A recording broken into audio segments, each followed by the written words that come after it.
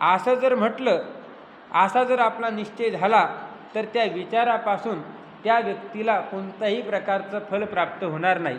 म्हणजे त्याच्याकडून उपासनासुद्धा घडणार नाही आणि उपासना न घडल्यामुळे अंतःकरणसुद्धा शुद्ध होणार नाही. आणि अंतःकरण शुद्ध झालं नाही तर त्यात विवेक, वैराग्य, समाधी, षटकं हे सुद्धा उत्पन्न होणार नाही. आणि हे नाही झाले म्हणजे श्रवण करणार नाही, आणि श्रवण केलं म्हणजे मनन करणार नाही, म्हणजे पुढची साधनं तो करणार नाही. कदाचित म्हणजे उपासनासुद्धा करणार नाही. आणि मोक्षार्थी असेल, एखादा मोक्ष प्राप्त करण्याची इच्छा असेल, पण शंकराचार्यांचं मत चुकीचं आहे असा जर निश्चय झाला असेल तर तो श्रवण करण्यामध्ये प्रवृत्त होणार नाही, वेदांत चिंतन करण्यामध्ये तो प्रवृत्त होणार नाही. म्हणजे दोन्हीकडून सुद्धा काय येते, अडचण येते. म्हणून असा निश्चय करता येणार नाही. म्हणजे शंकराचार्यांचं मत बरोबर आहे, बाकीचे चुकीचं आहे हे सुद्धा आपल्याला म्हणता येत नाही.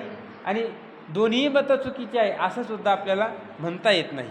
बरे, आणखी कोणी एखाद्याने बरोबर म्हणून व्याससूत्रांचा निराळाच अर्थ केला तर तो तरी बरोबर आहेच असे कशावरून? किंवा शंकराचार्यांचा अर्थ बरोबर नाही, रामानुजाचार्यांचा सुद्धा अर्थ बरोबर नाही, मग तिसराच एखादा कोणी व्यक्ती व्याससूत्रांवर काय करू लागला, काहीतरी निराळाच वेगळाच अर्थ तो करू लागला, तर त्या असणाऱ्या आचार्याने व्याससूत्रांचा जो अर्थ काढलेला आहे तो बरोबर आहे ते कशावरून? म्हणजे शंकराचार्यांचा बरोबर नाही, रामानुजाचार्यांचा सुद्धा अर्थ बरोबर नाही, मग तिसऱ्या व्यक्तीने जो अर्थ काढलेला आहे तो बरोबर कशावरून? हा प्रश्न उत्पन्न होत आहे. पूर्वी अनेकांनी व्याससूत्रांचा अर्थ केलेला आहे. पूर्वी म्हणजे रामानुजाचार्यांच्या पूर्वी भगवान व्यासांची जी सूत्र आहेत त्या सूत्रांवरती अनेक आचार्यांनी काय केलेलं आहे तर त्या सूत्रांचा अर्थ लावलेला आहे. त्या सूत्रांचा अर्थ कोणी अद्वैतपर लावलेला आहे की परमात्मा सांगण्यामध्येच त्या सूत्रांचं तात्पर्य आहे, कुणी द्वैतपर लावलेलं आहे, ईश्वर उपासना सांगण्यामध्येच या सूत्रांचं तात्पर्य आहे, कुणी अद्वैतपर लावलेलं आहे की ईश्वर उपासना आणि परमात्मा दोन्ही सांगण्यामध्ये आहे असं कोणी लावलेलं आहे. म्हणजे अनेक आचार्यांनी त्या व्याससूत्रांचा अर्थ अगोदर केलेला आहे. त्यातच हा नवीन अर्थ करणारा जाऊन पडणार. म्हणजे त्यांनी जसा अर्थ केला तसाच अर्थ यांनी सुद्धा केला. म्हणजे व्याख्यानकारांची संख्या वाढविण्यापेक्षा जास्त फल काही होणार नाही. फक्त व्याख्यान करणारे जास्त होतील, निर्णय कोणताही लागणार नाही. नेमकं व्याससूत्रांचा अर्थ काय आहे हे कोणालाही सांगता येणार नाही. फक्त व्याख्यान भरपूर जणांनी केलं एवढंच काय होईल, सिद्ध होईल. आणखीन या ठिकाणी काय करतात, शंका घेतात. अहो, आता आम्ही असे विचारतो की त्रयस्थ मोक्षार्थी पुरुषास कोणत्या मताचा स्वीकार करणे श्रेयस्कर आहे? आता या ठिकाणी शंका करणारा, प्रश्न करणारा विचारत आहे की जो तिसरा मनुष्य आहे, त्रयस्थ, मोक्षाची इच्छा करणारा आहे, आणि त्या मोक्षाची इच्छा करणाऱ्या पुरुषाला या दोन मतापैकी नेमकं कोणत्या मताचा स्वीकार केला म्हणजे त्याचं कल्याण होईल? हा काय आहे, प्रश्न आहे. अद्वैत मताचा स्वीकार म्हणजे शंकराचार्यांच्या मताचा स्वीकार केला म्हणजे ते त्याच्यासाठी कल्याण प्रदान करणारं आहे, किंवा द्वैत मताचा म्हणजे रामानुजाचार्यांच्या मताचा स्वीकार केला म्हणजे ते त्याच्यासाठी कल्याणकारक आहे? नेमकं दोघांपैकी कल्याणकारक मोक्षाची इच्छा करणाऱ्याला कोणतं मत आहे? तर तेच आता उत्तर या ठिकाणी देतात. श्रुतीवरून आणि व्याससूत्रावरून सुद्धा सिद्ध, श्रुतीवरून आणि व्याससूत्रावरून सिद्ध झालेले श्री शंकराचार्यांचे अद्वैत मतच स्वीकारणे मोक्षार्थी श्रेयस्कर आहे. आता या ठिकाणी ग्रंथकारांनी उत्तर दिलेलं आहे प्रश्नाचं की तिसऱ्या असणाऱ्या पुरुषाला कोणत्या मताचा स्वीकार करणं श्रेयस्कर म्हणजे कल्याणकारक आहे? तर सांगितलेलं आहे श्रुतीवाक्यावरून आणि व्यासांच्या सूत्रावरून. आणि व्यासांच्या सूत्रावरून काय सिद्ध झालं तर शंकराचार्यांचं जे अद्वैत मत आहे तेच मोक्ष प्राप्त करणाऱ्या पुरुषासाठी श्रेयस्कर आहे, कल्याणकारक आहे. ज्याला खरोखर मोक्ष प्राप्त करायचा आहे, जीवनामध्ये जी तीन प्रकारचे ताप आपल्या उत्पन्न होतोय, आध्यात्मिक ताप, आदिभौतिक ताप आणि आदिदैविक ताप, त्या तीन ताप म्हणजे दुःख, त्या तीन प्रकारच्या दुःखातून आपल्याला खरोखर बाजूला निघायचं असेल तर त्याने काय करावं? शंकराचार्यांचं जे अद्वैत मत आहे त्या अद्वैत मताचा स्वीकार करावा. अद्वैत मताचा स्वीकार करावा म्हणजे काय करावं? तर त्या ठिकाणी तत्त्वज्ञान प्राप्त करावं. तत्त्वज्ञान प्राप्त करावं म्हणजे काय करावं? तर हा स्थूल देह मी नाही, हा सूक्ष्म देहसुद्धा मी नाही, हा कारण देहसुद्धा मी नाही आणि हा महाकारण देहसुद्धा मी नाही. तर या सर्वांचा मी द्रष्टा आहे. जसं घट द्रष्टा घटात भिन्न, घट पाहणारा त्या घटाहून कसा असतो? वेगळा असतो. तसा मी असणारा आत्मा या स्थूल देहाहून कसा आहे? भिन्न आहे. स्थूल देह पंचमहाभूताचा आहे, सूक्ष्म देहसुद्धा पंचमहाभूताचा आहे आणि कारण देह म्हणजे अविद्या. ती अविद्यासुद्धा, त्या अविद्येला मी पाहतो म्हणजे अविद्येचं जे कार्य आहे त्या कार्याला मी पाहणार आहे. आणि अहम ब्रह्मास्मी इत्याकारक जी वृत्ती आहे त्याला आपण महाकारण देह म्हणतो. त्या महाकारण देहाला सुद्धा मी पाहणार आहे. म्हणजे पाहणारा हा द्रष्टा असतो आणि ज्याला पाहिलं जातं ते दृश्य असतं आणि दृश्य हे द्रष्ट्याहून वेगळं असतं. म्हणजे स्थूल देहाहून आत्मा वेगळा आहे, सूक्ष्म देहाहून आत्मा वेगळा आहे. हे ज्ञान, हे तत्त्वज्ञान आहे. आणि हे तत्त्वज्ञान कुठं सांगितलेलं आहे? तर शंकराचार्यांनी जे वेदांत ग्रंथावर भाष्य लिहिलेलं आहे त्या भाष्यामध्ये सांगितलेलं आहे. म्हणजे थोडक्यात अद्वैत मत म्हणजे वेदांत मत. ते वेदांताचं मत स्वीकारणं हेच मुमुक्षुकरिता मोक्षाची इच्छा करणाऱ्या पुरुषांकरता श्रेयस्कर आहे, कल्याणकारक आहे. आणि इतर जी मतं आहेत, इतर मतांचा जर आपण स्वीकार केला द्वैत मतांचा, तर ते द्वैत मत आपल्याला काय करावं लावल? नित्य नैमित्तिक कर्म करावं लावल. नित्य कर्म केलं, नैमित्तिक कर्म केलं किंवा काम्य कर्म केलं तर काय होईल? पुण्याची उत्पत्ती होईल. आणि निषिद्ध कर्म केलं तर पापाची उत्पत्ती होईल. आणि पाप पुण्य उत्पन्न झालं की त्या ठिकाणी सांगितलं, ज्ञानोबराय म्हणतात, जन्माशी कारण दुःखाशी कारण जन्म घेणे, जन्माचे ते मूळ पाहिले शोधोनी, दुःखाशी कारण जन्म घेणे, पाप पुण्य करूनी जन्मा येतो प्राणी. म्हणजे जीव हा पाप आणि पुण्य करून जन्माला येत असतो. आणि ते पाप पुण्य उत्पन्न करण्याचं साधन म्हणजे काय आहे? तर विहित कर्म आणि दुसरं आहे निषिद्ध कर्म. विहित कर्म जर आपण केलं तर पुण्य उत्पन्न होणार आणि निषिद्ध कर्म जर आपण केलं तर पाप उत्पन्न होणार. आणि हे करत राहिलो तर पाप पुण्य आपल्याला काय करणार? शरीर निर्माण करणार. आणि शरीरामध्ये आल्यानंतर काय होणार? दुःख होणार. कारण की शरीर म्हटलं की त्या ठिकाणी दुःख असतंच. पण शरीरात असतानासुद्धा जर आपण या शरीराविषयी तादात्म्य धारण केलं नाही, हे शरीर माझं नाही, मी नाही, अशा प्रकारचा बुद्धीने निश्चय केला तर त्या ठिकाणी त्याला कोणत्याही प्रकारचं दुःख बाधा करत नाही, त्रास देत नाही. आणि ते जर समजून घ्यायचं असेल तर आपल्याला काय करावं लागेल? अद्वैत मताचा स्वीकार करावा लागेल. आणि अद्वैत मताचा स्वीकार निस्ता करणं म्हणजे श्रवण करणं नाही, तर तशा प्रकारचा आपला निश्चय करावा लागेल. आणि निश्चय झाला म्हणजे तुमचं कल्याण झालं. म्हणजेच तुम्ही जीवनमुक्त, देह आहे तोपर्यंत तुम्ही जीवनमुक्त आणि देह पडल्यानंतर तुम्ही विधेयमुक्त होता. ही अवस्था तुम्हाला प्राप्त होते. म्हणजेच तुमचं काय झालं? त्या ठिकाणी कल्याण झालं. म्हणून कल्याण करून घ्यायचं असेल तर शंकराचार्यांचं जे मत आहे तेच काय करणं? आपल्याला स्वीकारणं आवश्यक आहे. कारण त्यात म्हणजे त्यात कर्म, उपासना आणि जीव ब्रह्मैक्य ज्ञान या सर्वांचे प्रतिपादन करून अधिकार भेदाने साधनाचा अवलंब करण्याविषयी त्यांनी सुचवले आहे. बघा, आता जे द्वैत मत सांगणारे आहेत त्यांनी त्या ठिकाणी ज्ञान सांगितलंच नाही. तिथं फक्त कर्म करा आणि उपासना करा, कर्म करा आणि उपासना करा, ह्या दोनच गोष्टी सांगितलेल्या आहेत. पण शंकराचार्यांचं जे अद्वैत मत आहे त्या अद्वैत मतामध्ये कर्मसुद्धा सांगितलेलं आहे, उपासनासुद्धा करण्याची सांगितलेली आहे आणि जीव ब्रह्मैक्य ज्ञानसुद्धा सांगितलेलं आहे. पण कसं सांगितलं? तर अधिकार भेदानुसार सांगितलं. ज्याचं अंतःकरण शुद्ध झालेलं नाही, थोडक्यात काय?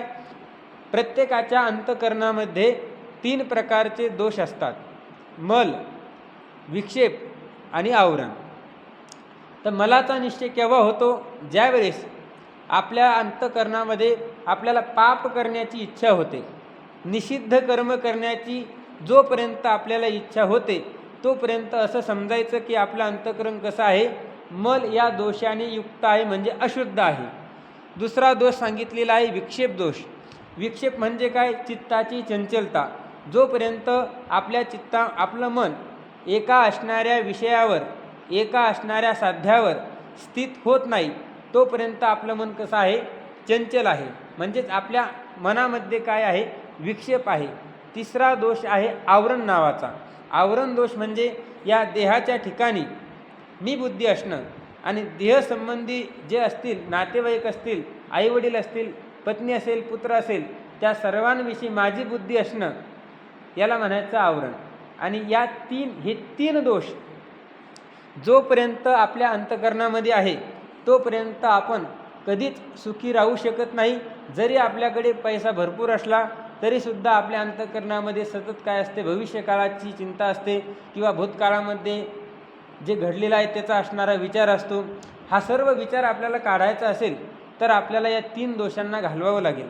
मग त्यामध्ये मल नावाचा जो दोष आहे तो दोष घालवायचा असेल तर काय करावं लागेल, कर्म करावं लागेल. कसं कर्म, कोणतं कर्म करावं लागेल, तर नित्य नैमित्तिक कर्म करावं लागेल. बरं, ते कर्म करत असताना काही इच्छा, फलाची इच्छा ठेवावं लागेल का, तर फलाची इच्छा ठेवावं लागणार नाही. कारण की सकाम कर्म तुम्ही जर केलं तर तुम्हाला ते स्वर्गाची प्राप्ती करून देईल किंवा इच्छित असणाऱ्या विषयाची प्राप्ती करून देईल. त्याने अंतःकरण शुद्ध होणार नाही. अंतःकरण शुद्ध करायचं असेल तर निष्काम कर्म करावं लागेल. कोणत्याही प्रकारच्या फलाची इच्छा न करता आपल्याला कर्म करावं लागेल. आणि असं कर्म केलं म्हणजे अंतःकरणाची काय होईल, शुद्धता होईल. दुसरा दोष सांगितला विक्षेप. त्या विक्षेपाची निवृत्ती करण्यासाठी सकाम उपासना सांगितली का, म्हणजे आपण नामस्मरण करतोय, काहीतरी फलाची इच्छा ठेवून करत असू तर आपला विक्षेप दूर होणार नाही. आपल्याला त्या फळाची प्राप्ती होईल पण विक्षेप मात्र जसा आहे तसाच राहणार. महत्त्वाचं काय आहे तर चंचलता ही दूर झाली पाहिजे. कारण की भगवान परमात्म्याने सांगितलेलं आहे की हे मन कसं आहे, चंचल आहे. चंचलम ही मन कृष्ण प्रमाथी बलव दृढम तस्याहम निग्रहम म्हणणे वायुरिव सुदुष्करम. जसं वायूला आपण एका खोलीमध्ये कोंडू शकत नाही तशा प्रकारे या मनाला सुद्धा आपण एका विषयावरती स्थिर राहू शकत नाही. त्या मनाला कधी शब्द विषय आवडतो तर कधी रूप विषय आवडतो, कधी रस विषय आवडतो तर कधी गंध विषय आवडतो. म्हणजे सारखं मनाचा विषय बदलत चालतो. आणि त्या असणाऱ्या मनाला जर आपल्याला स्थिर करायचं असेल तर काय करावं लागेल, निष्काम भजन करावं लागेल, निष्काम उपासना करावं लागेल. आता तिसरा दोष आहे आवरण नावाचा दोष. आवरण दोष म्हणजे आत्मबुद्धी असणं, देहाच्या ठिकाणी आत्मबुद्धी असणं, म्हणजे या देहालाच काय मानणं, आत्मा मानणं. आणि तो दोष घालवायचा असेल तर आपल्याला काय करावं लागेल, श्रीगुरूंची शरणागती करावं लागेल, त्यांची कायेने, वाचेने, मनाने सेवा करावं लागेल. नंतर त्यांना प्रश्न विचारावे लागतील आणि त्या प्रश्नाचं उत्तर करून तशा प्रकारचा निश्चय आपल्याला करावा लागेल. आणि निश्चय होणं म्हणजेच काय, जीव ब्रह्मैक्य ज्ञान होणं. आणि जीव ब्रह्मैक्य ज्ञान झालं की तुमच्या अंतःकरणामध्ये असणारा जो आवरण नावाचा दोष आहे तो सुद्धा काय होईल, नष्ट होईल. आणि म्हणून वेदांत या दोन्ही मतामध्ये श्रेयस्कर मत कोणतं सांगितलेलं आहे तर शंकराचार्यांचं मत म्हणजेच अद्वैत मत हेच आपल्याला कल्याण करून देणार आहे. का कल्याण करून देणार आहे, कारण की अंतःकरणात असणारे दोषही नष्ट होतात आणि त्या ठिकाणी ज्ञानही प्राप्त होतं. आणि म्हणून अद्वैत मताचा आपण स्वीकार केला पाहिजे. आणि ते अद्वैत मत कळण्याकरिता वेदांताचे जे प्रकरण ग्रंथ आहेत त्याचं आपण अध्ययन केलं पाहिजे. त्यात कर्म, उपासना आणि जीव ब्रह्मैक्य ज्ञान या सर्वांचे प्रतिपादन करून अधिकारभेदाने साधनाचा अवलंब करण्याविषयी त्यांनी सुचविले आहे. जे साधन करण्यात आपला अधिकार आहे ते साधन करण्याविषयी शंकराचार्यांनी अद्वैत मतामध्ये सांगितलेलं आहे. अहो, जे लोक रामानुजादी आचार्यांच्या मताप्रमाणे विशिष्ट रीतीने तिलक मुद्रादी धारण करून ईश्वर उपासना करीत आहेत त्यांना काही फल मिळणार नाही असे आपले मत आहे का. या ठिकाणी प्रश्नकर्ता ग्रंथकारांना विचारतोय, तुम्हाला असं म्हणायचं आहे का की रामानुजाचार्य यांचं जे काही मत आहे त्यांचं मत काय आहे, तर द्वैतवादी ते आहेत. ते काय म्हणतात की तिलक लावा, मुद्रा लावा, गळ्यामध्ये माळा धारण करा आणि ईश्वर उपासना करा, असं त्यांचं काय आहे सांगणं आहे. तर जे ईश्वर उपासना करतात त्यांना काहीच फल मिळणार नाही का, असा काय आहे प्रश्न आहे. म्हणजे रामानुजाचार्यांचा मताचा अवलंब करणारे जे कोणी असतील त्यांनी जी ईश्वर उपासना करत आहे, केलेली आहे, त्याचं त्यांना फळ मिळणार नाही का, हा काय आहे प्रश्न आहे. त्याचं उत्तर या ठिकाणी देतात नाही. नाही म्हणजे आमचं असं मत नाही. आमचं मत कसं नाही, तर रामानुजाचार्यांनी जी ईश्वर उपासना सांगितलेली आहे ती ईश्वर उपासना करणाऱ्यांना काहीच फल मिळत नाही, असं आमचं मत नाही. म्हणजे त्यांना फल मिळणार, त्यांना फल मिळणार आहे, त्यांना फल मिळणार नाही असे आमचे मुळीच मत नाही. म्हणजे त्यांना फल मिळाल्याशिवाय राहणार नाही, तर मिळणार. फार तर काय, वैदिक धर्मबाह्य लोकासही ईश्वर भावनेने केलेल्या उपासनेचे वाईट फल केव्हाही मिळणार नाही. या ठिकाणी ग्रंथकार सांगत आहे, वैदिक धर्मबाह्य म्हणजे जे वेदाला मानत नाहीत, जे नास्तिक आहेत, असे जे लोक आहेत ते कधीकधी काय करतात, ईश्वर भावनेने उपासना करतात.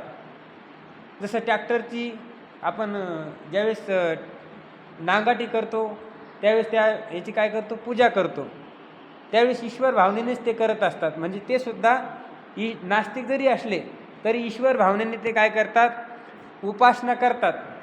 त्यांनी जरी उपासना केली, जे वेदाला मानत नाही अशा लोकांनी, तरी त्यांना त्या उपासनेचं फल वाईट काही मिळणार नाही, चांगलंच फल त्यांना मिळणार आहे. संवादी भ्रमाने केलेल्या ईश्वर उपासनेने त्यावर ईश्वर अनुग्रह होईल. आता हा संवादी भ्रम काय आहे, तर ज्या भ्रमापासून इच्छित फलाची प्राप्ती होते त्याला काय म्हणतात, संवादी भ्रम. आणि दुसरा भ्रम आहे विसंवादी. ज्या भ्रमापासून इच्छित फलाची प्राप्ती होत नाही त्याला म्हणतात विसंवादी. पुढच्याच पानावर येणार आहे. संवादी भ्रमाने केलेल्या ईश्वर उपासनेने त्यावर ईश्वर अनुग्रह होईल. म्हणजे ईश्वराची जी उपासना आहे ती उपासना भ्रमानेच होते, कारण की तिथंसुद्धा कोणता आहे, तिथंसुद्धा भ्रमच आहे.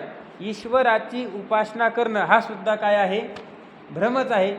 कारण की जी गोष्ट नाहीच तिला तुम्ही जोपर्यंत मानताय तोपर्यंत तो काय आहे, भ्रम आहे. पण तो कोणत्या दृष्टीने, पारमार्थिक दृष्टीने, आजातवादाच्या दृष्टीने ईश्वर उपासना करणं हा सुद्धा काय आहे, भ्रम आहे.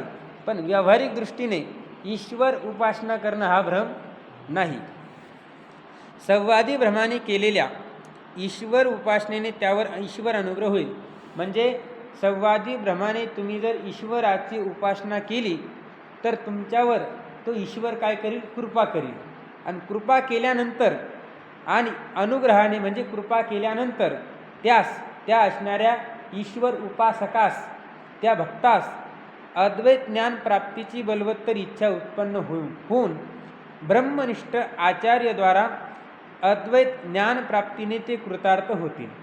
म्हणजे संवादी भ्रमाने ईश्वराची उपासना केल्यानंतर ईश्वराची काय होते, कृपा होते. आणि त्या ईश्वराच्या कृपेने त्या असणाऱ्या भक्ताच्या अंतःकरणामध्ये अद्वैत ज्ञान म्हणजे तत्त्वज्ञान प्राप्त करण्याची बलवत्तर म्हणजे खूप इच्छा होते, तीव्र इच्छा उत्पन्न होते. आणि तीव्र इच्छा उत्पन्न झाल्यानंतर माझ्या विठोबाचा कैचा प्रेम व्हावं, आपणची देव होय गुरु. म्हणजे तो देवच गुरुरूपाने, आचार्य रूपाने त्या असणाऱ्या तीव्र ज्याला अद्वैत ज्ञान प्राप्तीची इच्छा आहे त्याच्याकरता गुरु होऊन त्या ठिकाणी अद्वैत ज्ञान प्राप्तीचा, अद्वैत ज्ञानाचा उपदेश करतो, तत्त्वज्ञानाचा उपदेश करतो. आणि तो सुद्धा काय होतो, कृतार्थ होतो. म्हणजे द्वैत मताचा जरी आपण स्वीकार केला, ईश्वराची उपासना जरी आपण केली, तर त्या ईश्वर उपासनेपासून ईश्वराच्या कृपेने ईश्वर स्वतः गुरु होऊन आपल्याला काय करील, तत्त्वज्ञानाचा उपदेश करील. म्हणून त्यांचं सुद्धा मत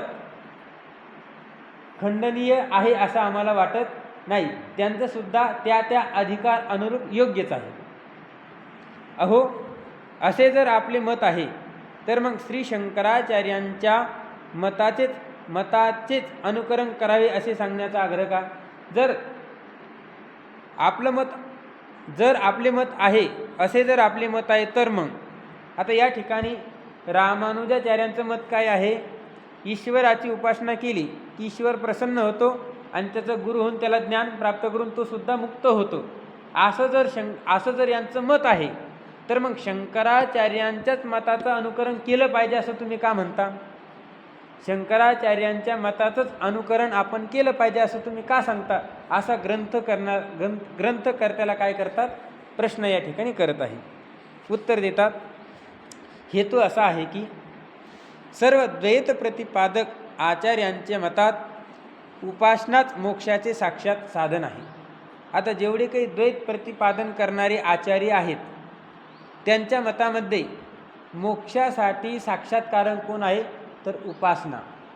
अद्वैत मतामध्ये मोक्षासाठी साक्षात्कारक कोण आहे तर अद्वैत तत्वज्ञान, ज्ञान कारण आहे.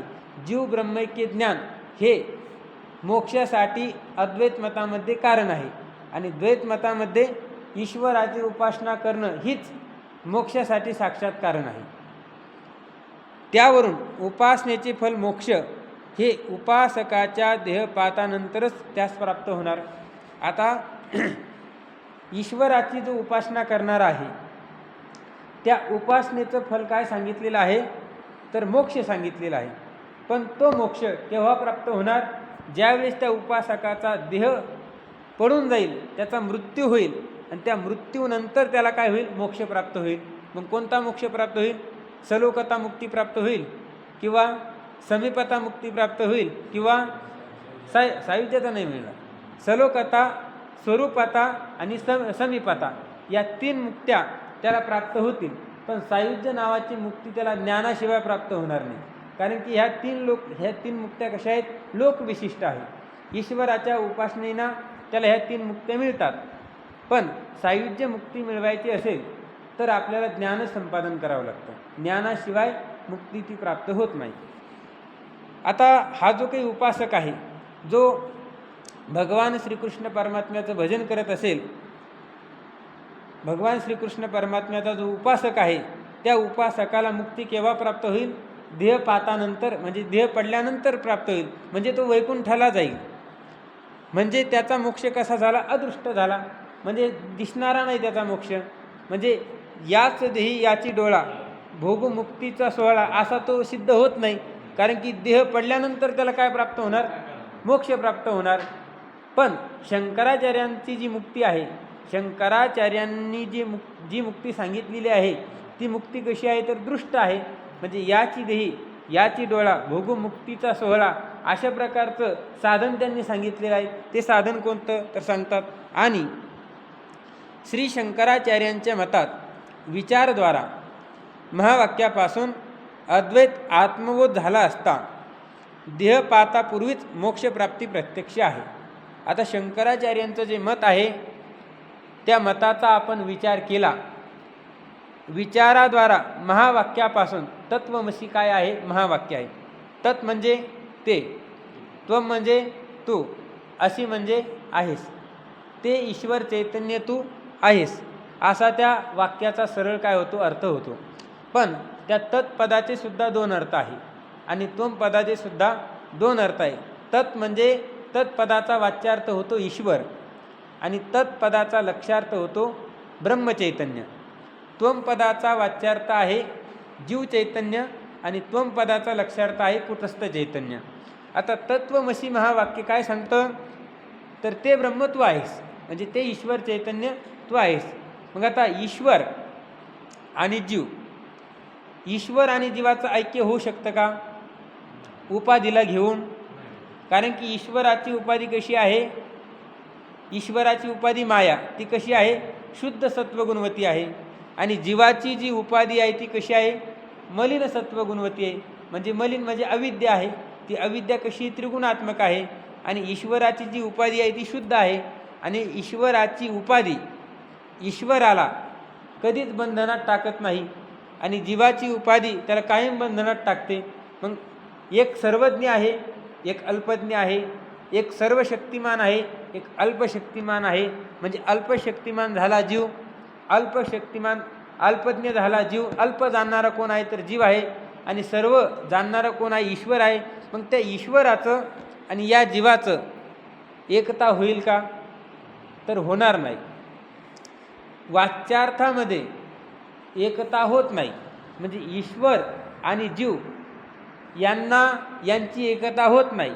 तर ईश्वरामध्ये जो लक्ष्यार्थ, तत्पदामध्ये जो लक्ष्यार्थ म्हणजे तत्पदाचा लक्ष्यार्थ ब्रह्मचैतन्य आणि त्वमपदाचं लक्ष्यार्थ कुटस्थ चैतन्य, त्या ब्रह्मचैतन्याचा आणि कुटस्थ चैतन्याची काय होते एकता होते. जीवाची आणि ईश्वराची एकता होत नाही. कारण की उपाधी मध्यंतरी काय करते प्रतिबंध करते. उपाधी काढून टाकली, उपाधीचा त्याग केला की त्यांची काय आहे एकता आहे. आणि असं ज्ञान झालं की त्या ठिकाणी मुक्तीचा अनुभव लगेच आला.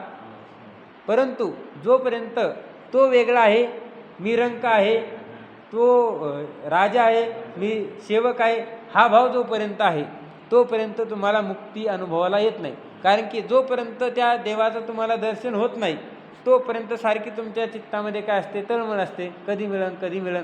ही सुद्धा तळमळ काय झाली पाहिजे संपली पाहिजे. आणि ती संपण्यासाठी मग सगळ्यात सोपा उपाय म्हणजे काय, शंकराचार्यांचं जे अद्वैत मत आहे त्या अद्वैत मतामध्ये जो मोक्ष सांगितलेला आहे तो प्राप्त करून घेणं हाच काय आहे तर उपाय आहे. आणि तो मिळवण्यासाठी काय करावं लागेल तर महावाक्याचा विचार करावा लागेल.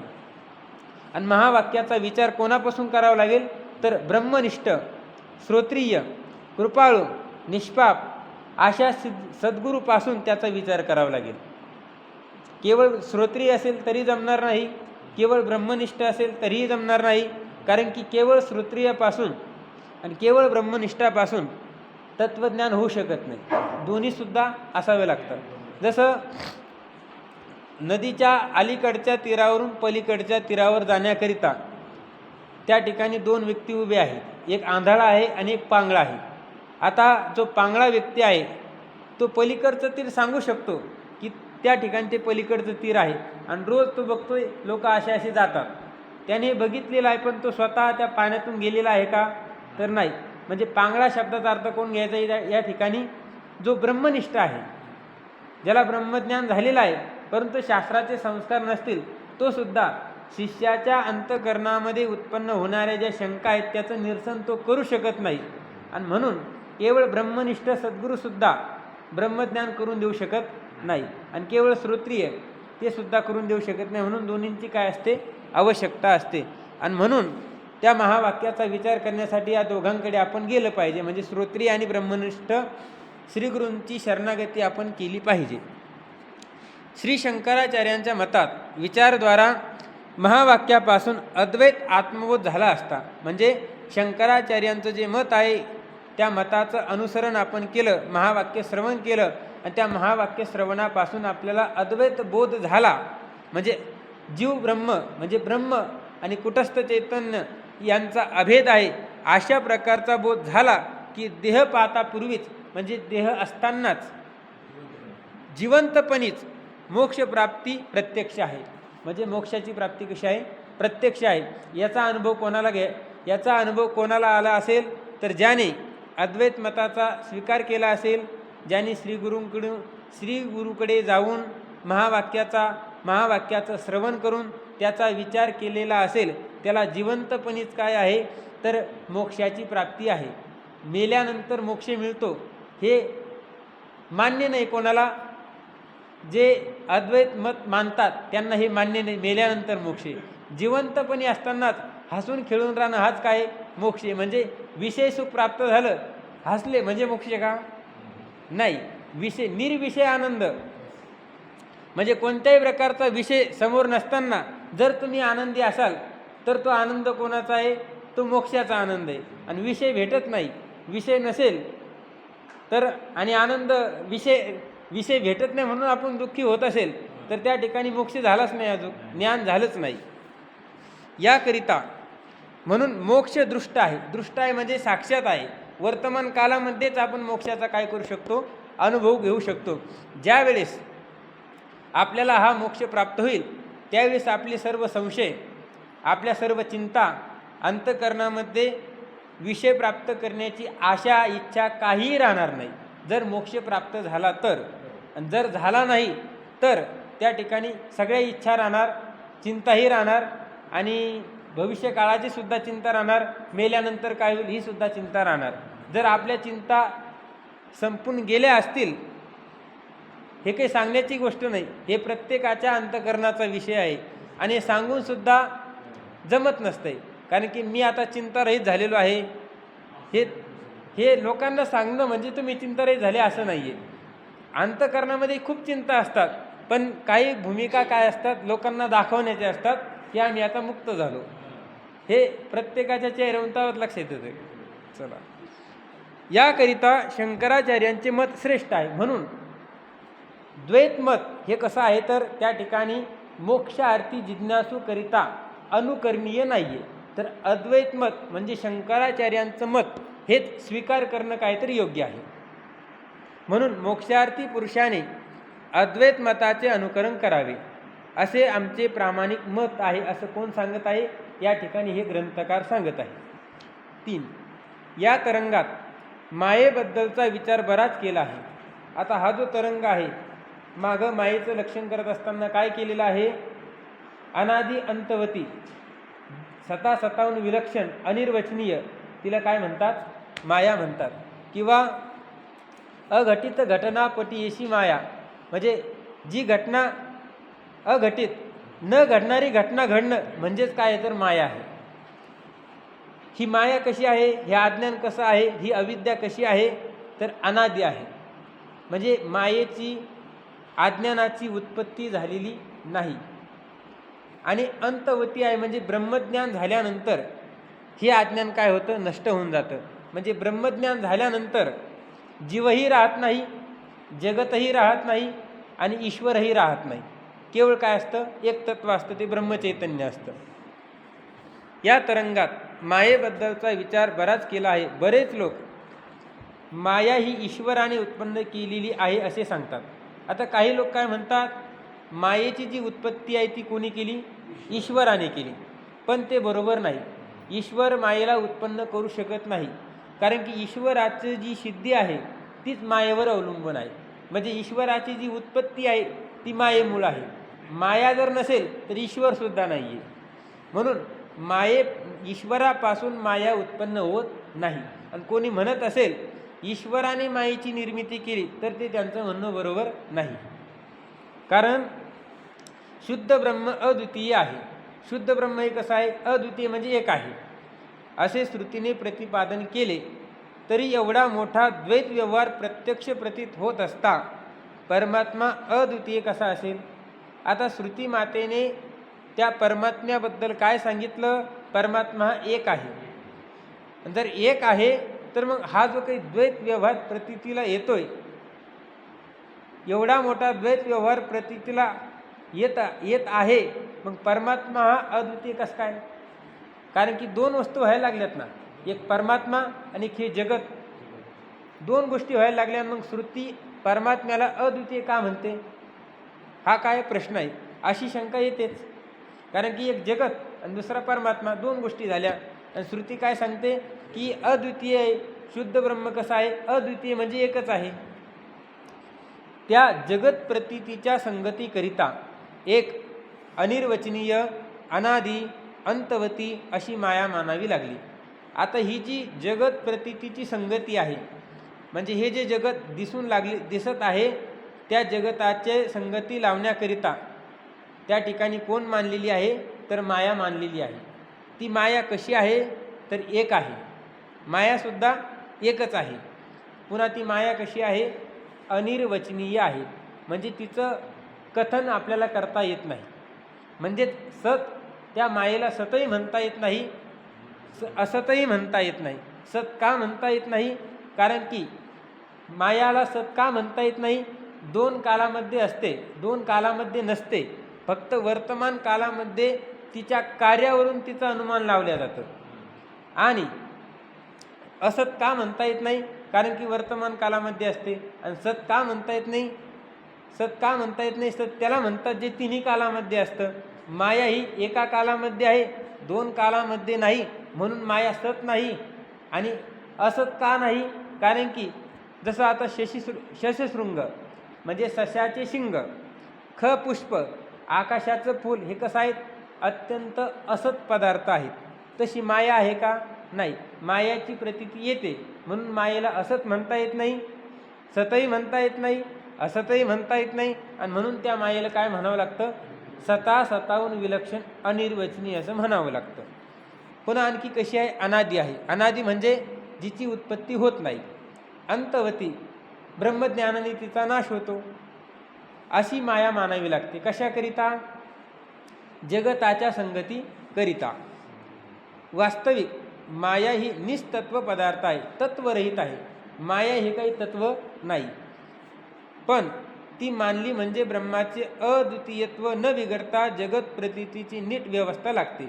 माया मानली म्हणजे ब्रह्माचं अद्वितीयत्व बिघडत नाही, आणि जगताची जी प्रतीती होत आहे त्या प्रतीतीची संगतीसुद्धा योग्य प्रकारे लागते.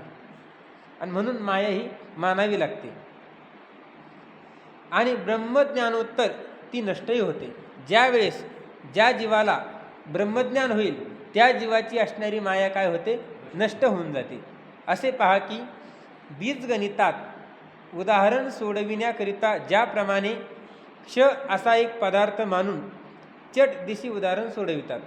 आता बीजगणितामध्ये एखादं उदाहरण सोडवायचं असेल तर XYZ काहीतरी असतं, ते आपण काही जास्त शाळा शिकलेलं नाही आहे. तर क्ष घेतल्यानंतर लगेच त्या ठिकाणी उदाहरण काय सोडवल्या जातं, आणि शेवटी त्या क्षचा सुद्धा त्याग केला जातो. त्याचप्रमाणे मायेची स्थिती आहे. जगताच्या प्रतीतीची संगती लावण्याकरता मायेचा स्वीकार, आणि ब्रह्मज्ञानाने तिचा नाश. फक्त जगताची संगती लावण्याकरता मायेचा काय केलेला आहे, स्वीकार केलेला आहे. माया स्वतः निस्तत्व असली तरी सतत्व परमात्म्याच्या आश्रयावर मानली म्हणजे ती परमात्म्याच्या ठिकाणी अनंतत्व दाखविते. माया ही कशी आहे, निस्तत्व आहे. निस्तत्व म्हणजे तत्वरहित. मायेला तत्व मानलेलं वेदांत शास्त्रामध्ये एकच तत्व आहे, ते म्हणजे ब्रह्मतत्व. ब्रह्मतत्वाशिवाय दुसरं काहीच नाही. म्हणजे माया कशी झाली मग, निस्तत्व. ती माया निस्तत्व जरी असली तरी सतत्व, ब्रह्म कसं आहे, सतत्व आहे. सतत्व परमात्म्याच्या आश्रयावर ती असणारी माया मानली म्हणजे ती माया काय करते, त्या ब्रह्माच्या ठिकाणी अनंतत्व दाखविते. म्हणजे त्या ठिकाणी नानात्व दाखवते. वेगवेगळे पदार्थ ती माया त्या परमात्म्याच्या ठिकाणी दाखवते. वास्तविक जसं आता रज्जूच्या ठिकाणी रज्जूच्या अज्ञानामुळे सर्पही प्रतीतीला येतो, मालासुद्धा प्रतीतीला येते, भूरेषाही प्रतीतीला येते, आणखीन वेगवेगळे पदार्थ प्रतीतीला येतात. पण एवढे पदार्थ त्या दोरीच्या ठिकाणी आहेत का, नाही. फक्त रज्जूचं दोरीचं असणारं अज्ञान एवढे असणारे पदार्थ दाखवते. तसं परमात्म्याचं असणारं जे अज्ञान आहे ते अज्ञान काय करतं, त्या परमात्म्यावर हे संपूर्ण असणारं विश्व दाखवतं, अनंतत्व दाखवते. यास दृष्टांत देऊन सांगतात, शून्य स्वतःच्या रूपाने काही किंमत नाही हे सर्वांस माहिती असले तरी एकाचे आश्रयावर ते ठेवले तर ते एकाचेच 10 करून दाखविते. शून्याला काहीच किंमत नाही, पण तेच शून्य एकाच्या आश्रयावर ठेवलं की त्याची काय होते, त्याला 10 करून दाखवते. याचा अनुभव सर्वांना आहे. त्याचप्रमाणे माया ही परमात्म्याच्या आश्रयावर मानली म्हणजे अचिंत्य द्वैत प्रतीती होते एवढेच. ही जी माया आहे ती माया परमात्म्याच्या आश्रयावर जर आपण मानली तर अचिंत्य द्वैताची प्रतीती होते. म्हणजे द्वैत कसं आहे, अचिंत्य आहे. त्याचं चिंतन आपल्याकडून होऊ शकत नाही. याचं चिंतन फक्त ईश्वरच करू शकतो. कारण की ईश्वर हा काय तर जेवढा कारण की ईश्वर कोणाला म्हटलेला आहे, सर्व व्यापक असणारा ईश्वर आहे. मायाची जेवढी व्याप्ती आहे तेवढीच ईश्वराची व्याप्ती आहे. मग ज्या ठिकाणी जगामध्ये कुठेही काही चालू द्या, ते सर्व ईश्वराला एकाच क्षणामध्ये समजतं. जसं आपल्या शरीरामध्ये डोक्याला आपलं पायात काटा घुसला आणि डोक्याला मच्छर चावलं तर दोन्हीसुद्धा एकाच वेळेला समजतं, तसं त्या ईश्वराला सुद्धा अमेरिकेत काय चाललेलं आहे आणि इथं काय चाललं हे एकाच वेळेला समजतं. म्हणजे सांगायचं काय, या ठिकाणी ईश्वर ही जी काही द्वैत प्रतीती आहे ती अचिंत्य आहे. म्हणजे जीवाला या द्वैताचं चिंतन करता येणार नाही. हे जगत कसं आहे याचं चिंतन तो करू शकत नाही. अचिंत्य द्वैत प्रतीती होते एवढेच. म्हणजे सांगायचं काय, या ठिकाणी त्या मायेमुळंच त्या परमात्म्याच्या ठिकाणी द्वैताची प्रतीती होते. ती द्वैत प्रतीती सत्य नसते. ही जी द्वैत प्रतीती आहे ती कशी आहे, खरी आहे का? खरी नाही. कारण की मायाच कशी आहे, मुळात मायाच ही मिथ्या आहे. मग मायेचं जे कार्य आहे ते खरं कसं काय होईल, मिथ्याच. कारण माया हा पदार्थच मूळ खरा नाही. मग तिचे कार्य जी द्वैत प्रतीती ती खरी कुठून असणार, म्हणजे मायेचं कार्य हे खरं नाही. दुसऱ्या काही लोकांचे असे म्हणणे आहे की काही लोक असं म्हणतात, मायावाद शंकराचार्यांनी आपल्या पदरचा काढलेला आहे. म्हणजे हा जो काही मायावाद आहे, काही लोक म्हणतात शंकराचार्यांनी स्वतःच्या मनाने त्या ठिकाणी मायावाद सांगितलेला आहे. श्रुतीमध्ये माया शब्दसुद्धा आलेला नाही. शंकराचार्यांनीच आपलं मत मोठं व्हावं म्हणून त्यांनी मायावाद टाकला, असं काही लोकांचं म्हणणं आहे. श्रुतीत किंवा सूत्रात, म्हणजे श्रुती म्हणजे उपनिषदामध्ये, सूत्र म्हणजे ब्रह्मसूत्रामध्ये माया असा शब्दसुद्धा नाही. असे म्हणणे म्हणजे श्रुती सूत्राविषयी आपले अज्ञान व्यक्त करणे आहे. जर कोणी असं म्हणत असेल की शंकराचार्यांनी सांगितलेला जो मायावाद आहे तो मायावाद त्यांच्या पदार्थ त्यांनी सांगितलेला आहे सूत्रामध्ये आणि श्रुतीमातेमध्ये माया शब्दसुद्धा आलेला नाही, तर असं जो कोणी कथन करत असेल तर त्याचं काय, ते अज्ञान आहे. तो स्वतःचं अज्ञान व्यक्त करतं हे त्या ठिकाणी सिद्ध होत आहे. असे म्हणणे म्हणजे श्रुतीसूत्राविषयी आपले अज्ञान व्यक्त करणे आहे. कारण मायां तु प्रकृतीं विद्यात मायिनं तु महेश्वरम जीव ईशो आभासेन करोति मायाच अविद्याच स्वयं एव भवती. या ठिकाणी हा जो श्लोक आहे हा कुठला आहे, श्रुतीमधला आहे. हा मंत्र काय सांगतोय, मायां तु प्रकृतीं, माया हीच काय आहे, प्रकृती आहे. आणि मायां तु प्रकृतीं विद्यात म्हणजे जाणावं. मायिनं तु महेश्वरम, आणि माया उपाधी ज्याला लागलेला आहे त्याला काय म्हणायचं, महेश्वर म्हणजे ईश्वर म्हणायचं. ईशो आभासेन करोती, म्हणजे माया उपाधी लागली की जीव, अविद्या उपाधी लागली की ईश्वर, जीव. माया उपाधी लागली की ईश्वर आणि अविद्या उपाधी लागली की जीव. हे कोण करतं, तर माया आणि अविद्या. आणि माया आणि अविद्या हे शब्द कसे आहेत, माया अविद्या अज्ञान हे पर्यायवाची शब्द आहेत. स्वयमेव भवती या श्रुतीत माया शब्द स्पष्ट असून या श्रुतीमध्ये माया शब्द सांगितलेलाच आहे. सांगायचं काय इथं की कोणी शंका घेतली की श्रुतीमध्ये माया शब्दच आलेला नाही, पण या ठिकाणी माया शब्द स्पष्ट आलेला आहे. श्री शंकराचार्यांनी तत् अधीनत्वात अर्थवत अध्याय 1 पाद 4 सूत्र क्रमांक 3 म्हणजे ब्रह्मसूत्रामध्ये सुद्धा या सूत्राच्या द्वारे मायेचं स्पष्टीकरण त्या ठिकाणी केलेलं आहे. म्हणजे मायाबद्दल व्यासांनी सुद्धा सांगितलेलं आहे. या सूत्रावरील भाष्यात मायेचा स्पष्ट अर्थ केलेला आहे. शिवाय अध्याय 3 पाद 2 यातील म्हणजे ब्रह्मसूत्रामध्येच माया मात्रम तु कारस्नेन अनभिव्यक्त स्वरूपत्वात, म्हणजे अनभिव्यक्त स्वरूपत्वात माया ही कशी आहे, अनअभिव्यक्त आहे. माया प्रगट दिसत नाही, पण मायेचं कार्य मात्र दिसतंय. आणि त्या कार्यावरून काय करावं लागतं, आपल्याला माया आहे असं स्वीकार करावं लागतं. म्हणजे माया हा शब्द सूत्रामध्ये सुद्धा आलेला आहे. म्हणजे हे जगत कसं आहे, माया मात्र आहे, पण ती माया दिसत नाही, तिचं कार्य दिसतं. या सूत्रावरून व्यासांनी मायेचा स्वीकार केल्याचे स्पष्ट आहे. ही सूत्र काय सांगतात की व्यास महाराजांनी मायेचा स्वीकार केलेला आहे. श्रुती स्मृतीच्या प्रमाणावरून मायावाद वैदिक आहे. आता श्रुती प्रमाणावरून आणि स्मृतीच्या प्रमाणावरून मायावाद हा शंकराचार्यांचा नसून तो वेद प्रणीत आहे, म्हणजे वेदामध्ये सांगितलेला आहे, हे या ठिकाणी सिद्ध होत आहे. श्री शंकराचार्यांच्या पदरचा नाही, हे कबूल करावे लागेल. हे कबूल आपल्याला करावं लागणारच आहे. 1.5 तास झाला आहे, घ्यायचं पुढं.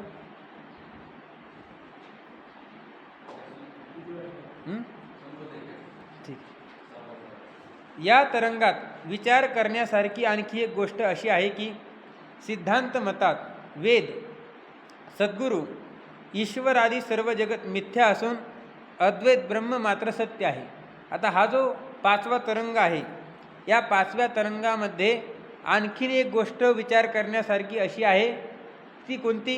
सिद्धांत मतामध्ये वेद, सद्गुरू, ईश्वर हे संपूर्ण कसे सांगितलेले आहेत? मिथ्या सांगितलेले आहेत. आणि अद्वैत ब्रह्म हेच काय सांगितलेलं आहे? सत्य सांगितलेलं आहे. आणि त्याच्या ज्ञानानेच संसार निवृत्तीपूर्वक परमानंद होतो असे वरचेवर सांगण्यात येते. बघा, विषय काय आहे की हा जो तरंग आहे, या तरंगामध्ये वेद, सद्गुरू, ईश्वर हे संपूर्ण जगत मिथ्या आहे आणि अद्वैत ब्रह्म हेच काय आहे? सत्य आहे. आणि त्या अद्वैत ब्रह्म म्हणजे ब्रह्माचं आत्मत्वानी ज्ञान झाल्यानंतर संसाराची निवृत्ती होते आणि परमानंदाची प्राप्ती होते असं सांगण्यात आलेलं आहे. कुठं? या तरंगामध्ये. परंतु सर्वत्र मृत पाषाणादिकांच्या विष्णुवादी मूर्ती करून ज्या उपासना प्रचलित आहेत त्या सगुण ब्रह्म उपासनेपासून काही फल आहे की नाही अशी शंका येते. आता सगळं जगत मिथ्या आहे, ईश्वर मिथ्या आहे, गुरु मिथ्या आहे, वेद मिथ्या आहे, तर मग या असणाऱ्या पृथ्वी तलावावर ज्या मातीच्या मूर्ती आहेत, पाषाणाच्या मूर्ती आहेत, कोणाच्या? भगवान शंकराची मूर्त असेल, भगवान विष्णूंची मूर्त असेल, तर त्यांचे असणारे अनुयायी शैव आणि वैष्णव ते काय करतात? शैव हे भगवान शंकराची पूजा करतात, वैष्णव हे भगवान विष्णूंच्या मूर्तीची पूजन करतात, म्हणजे त्यांची उपासना करतात. मग त्या उपासनेपासून, त्या सगुण ब्रह्म उपासनेपासून त्यांना काही फल मिळतं किंवा मिळत नाही अशी काय आहे? शंका आहे. थोडक्यात सांगायचं काय? सगुण उपासनेपासून फल मिळतं किंवा नाही. काही भोग ऐश्वर्य प्राप्ती हेच फल असेल तर ते मुमुक्षुस अपेक्षित नाही. आता या ठिकाणी आणखीन ते म्हणतात, जर त्या उपासनेपासून भोग प्राप्त होत असतील, म्हणजे ऐश्वर्य प्राप्त प्राप्त होत असेल, हेच जर त्या उपासनेचं फल असेल, तर जो मुमुक्षु आहे, ज्याने ऐशनात्रयांचा त्याग केलेला आहे, लोकवासना, वित्तेशना, दारेशना, पुत्रेशना यांचा त्याग ज्याने केलेला आहे आणि जो सद्गुरूच्या सानिध्यामध्ये मोक्ष प्राप्त करण्याच्या इच्छेने आलेला जो काही मुमुक्षु आहे, त्या मुमुक्षुला मात्र त्या उपासनेपासून मिळणारे जे काही भोग आहेत आणि ऐश्वर्य आहेत त्याची मात्र त्या मुमुक्षुला अपेक्षा नाही. मोक्षाकरिता निर्गुण ब्रह्मप्राप्तीची त्यास अपेक्षा आहे. सगुण उपासनेने तुम्हाला संसारातील सर्व असणाऱ्या इच्छित वस्तू प्राप्त होतील, पण ब्रह्मप्राप्ती होणार नाही. आणि निर्गुण ब्रह्माची उपासना केल्यानंतर म्हणजे ज्ञान संपादन केल्यानंतर मोक्ष तुम्हाला प्राप्त होईल. म्हणजे मुमुक्षु करता अपेक्षा कशाची आहे? तर ब्रह्मप्राप्तीची इच्छा आहे. आणि ती ब्रह्मप्राप्ती करायची असेल तर त्याला काय करावं लागेल? निर्गुण ब्रह्माची उपासना, निर्गुण ब्रह्माचं ज्ञान संपादन करावं लागेल. पण त्या सगुण उपासनेपासून निर्गुण ब्रह्माची प्राप्ती कशी होणार? जर आता कोणी सगुण उपासना करत असेल तर त्याला निर्गुणाची प्राप्ती होणार नाही अशी सुद्धा काय येते? शंका येते. कारण की सगुण उपासनेने तुम्ही काय सांगितलं की भोग आणि ऐश्वर्य प्राप्त होतं, त्याला निर्गुणाची प्राप्ती होणार नाही. मग आम्हाला अशी शंका आहे की सगुण उपासनेपासून निर्गुण ब्रह्माची प्राप्ती होईल किंवा नाही. तर याचं उत्तर या ठिकाणी देतात. याचे उत्तर असे की जगदंतपाती ईश्वरादी मिथ्या म्हणजे भ्रमरूप असले तरी. आता जगद अंतपाती म्हणजे जगताच्या अंतर्गत येणारे सर्व पदार्थ ईश्वर, कारण की ईश्वरसुद्धा हा जगताच्याच अंतर्गत येतो. ईश्वर, जीव हे सर्व कसे आहेत? मिथ्या आहेत, म्हणजेच भ्रमरूप आहेत, भ्रमाने भासलेले आहेत. त्यात ते जरी भ्रमाने भासलेले असले तरी त्या भ्रमात एक संवादी भ्रम आणि दुसरा विसंवादी भ्रम असा भेद आहे. भ्रमसुद्धा दोन प्रकारचा आहे, संवादी भ्रम आणि विसंवादी भ्रम. संवादी भ्रम हा आपल्याला सुखासाठी कारण ठरतो, पण विसंवादी भ्रम मात्र आपल्याला दुःखाला कारण ठरतो. ते सांगतात पुढं. असा भेद आहे. माया कार्य स्त्री, धन, पुत्रादी हे सत्य असून मला सुख हेतू आहेत, असा विसंवादी भ्रम. बघा, मायेपासून उत्पन्न झालेले पदार्थ कोण? स्त्री असेल, धन असेल, पुत्र असेल, याच्यावर सगळं जगत, हे जगत सत्य आहे आणि हे जगत मला सुखासाठी कारण आहे. हा जो भ्रम आहे तो कसा आहे? विसंवादी आहे.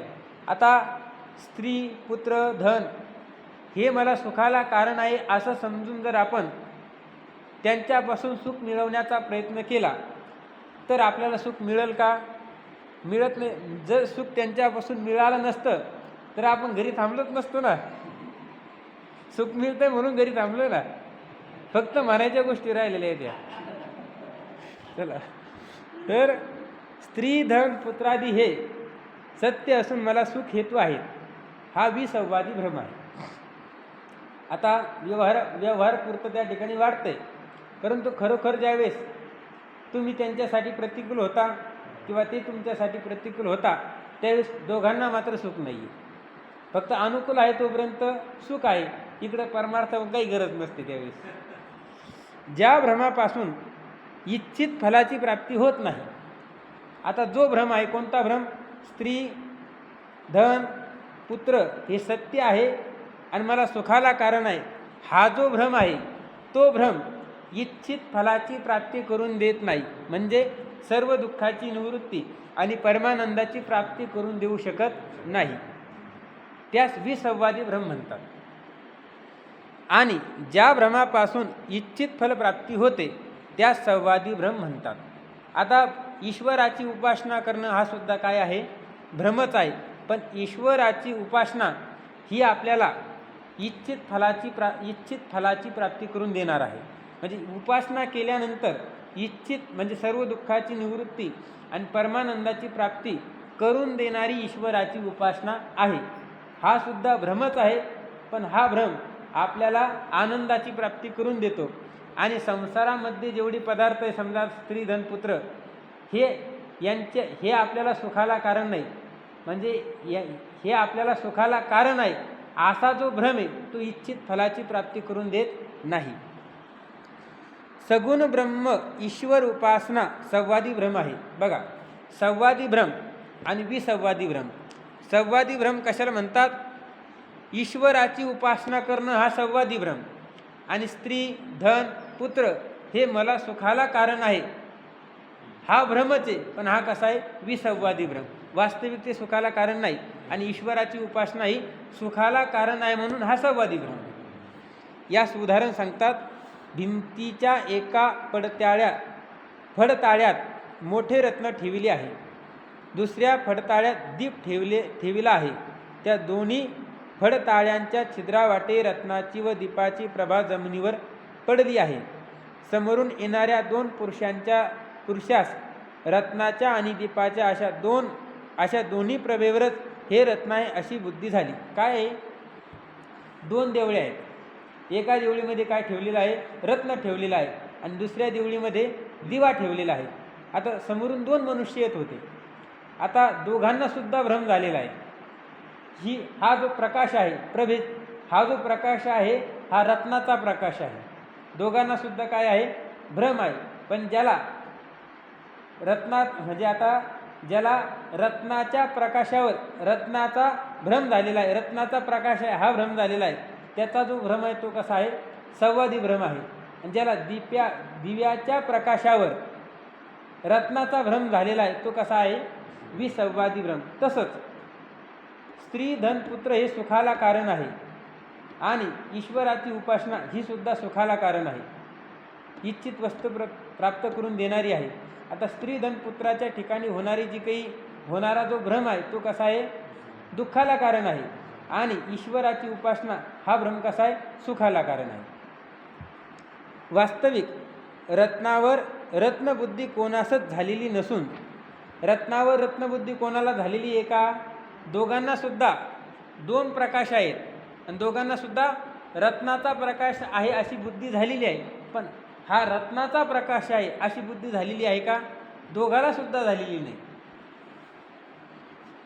वास्तविक रत्नावर रत्नबुद्धी कोणासच झालेली नसून दोन्ही प्रभेवरच रत्नबुद्धी झालेली आहे.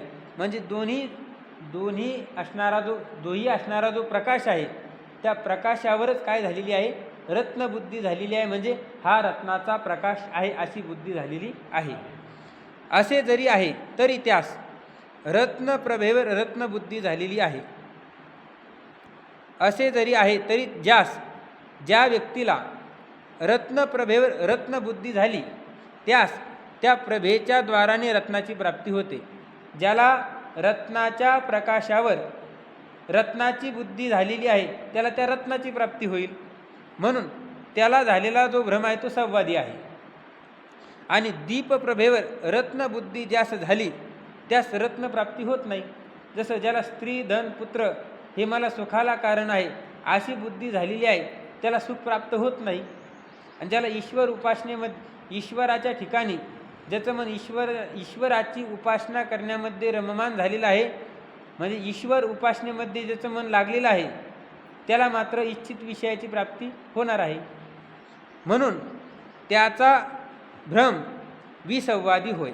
त्याचा म्हणजे ज्याला दिव्याच्या प्रकाशावर रत्नबुद्धी झालेली आहे त्याचा भ्रम कसा आहे, विसंवादी आहे. त्याप्रमाणे सगुण परमात्म्याची उपास्य उपासक या भेदबुद्धीने उपासना करणे हा भ्रम तर खराच, परंतु तो संवादी भ्रम असल्यामुळे निष्काम उपासकास ईश्वर प्रसादाने ब्रह्मनिष्ठ आचार्यद्वारा निर्गुण ब्रह्म आत्मत्वाने प्राप्त होईल.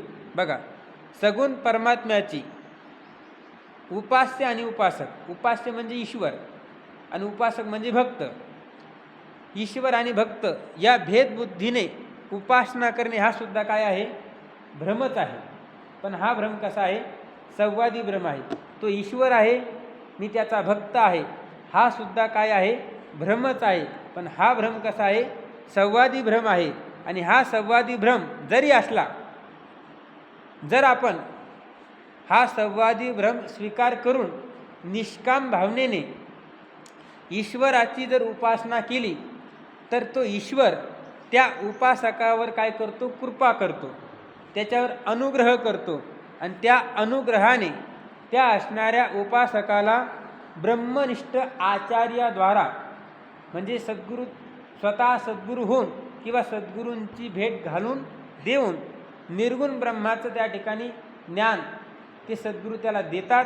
त्याला ब्रह्माचं आत्मत्वाने ज्ञान होतं आणि ज्ञान झाल्यानंतर तो मुक्त होतो. म्हणजे ईश्वर उपासनेचं हे काय आहे, फल आहे. आचार्यद्वारा निर्गुण ब्रह्म आत्मत्वाने प्राप्त होईल. निर्गुण ब्रह्म निरूपाने काय होईल, त्याला प्राप्त होईल. असे महत् फल सगुण उपासनेचे आहे.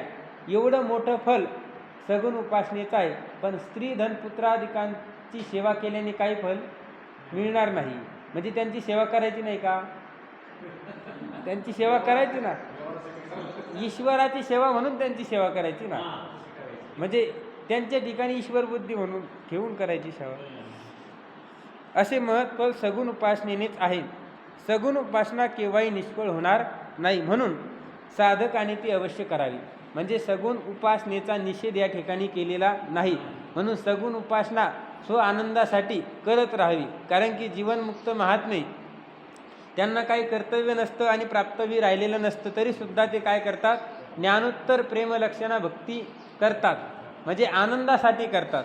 मग ती भक्ती आपण का सोडावी, म्हणजे साधकाने सोडू नये आणि जीवनमुक्त झाल्यानंतर त्यांनी सुद्धा सोडू नये, करत राहावी. कारण की आपलं बघूनच अन्य लोक करत असतात. ठीक हो. ओम पूर्णमदः पूर्णमिदं पूर्णात् पूर्णमुदच्यते पूर्ण